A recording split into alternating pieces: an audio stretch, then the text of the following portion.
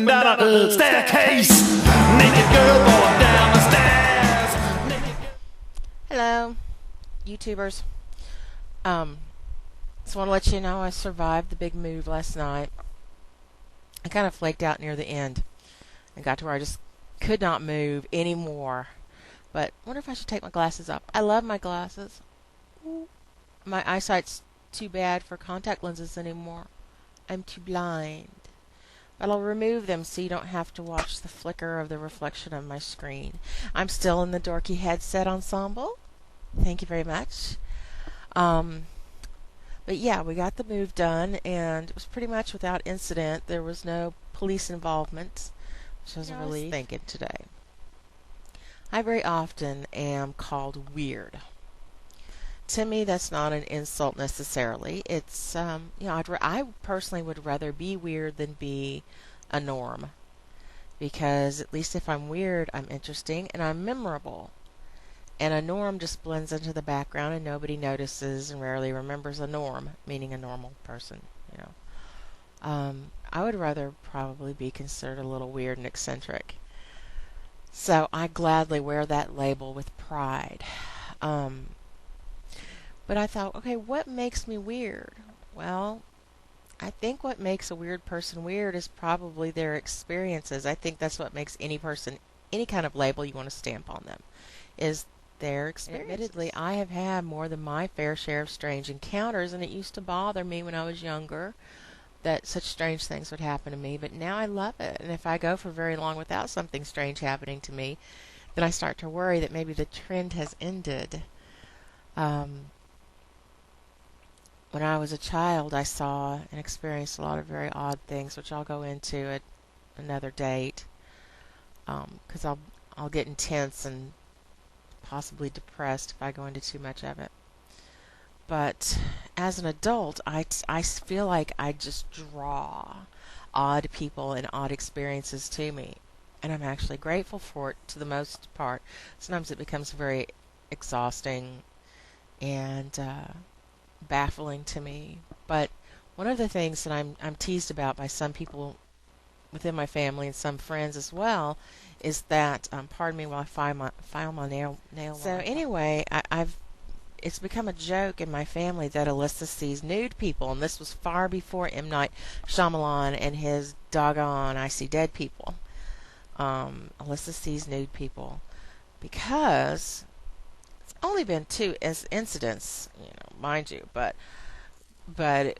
who of you watching now have just out in public for no good reason singing a nude person when you least expect it, especially? And my experiences were that long ago, when I was a newlywed, my husband worked at a grocery store a long ways, about a 30 to 45 minute drive from where we were living. And in order to get there, one has to drive through this long stretch where there aren't farmhouses even, sometimes for miles. And it's out in the Ozark National Forest, and it's a beautiful drive, but it's a very long, very lonely drive, and if you break down, I hope you have a cell phone, and I hope that the winds are blowing right and you can get cell service, because otherwise you're going to be hoofing it or waiting for the occasional other motorist to wander by. My first car that was all my own. And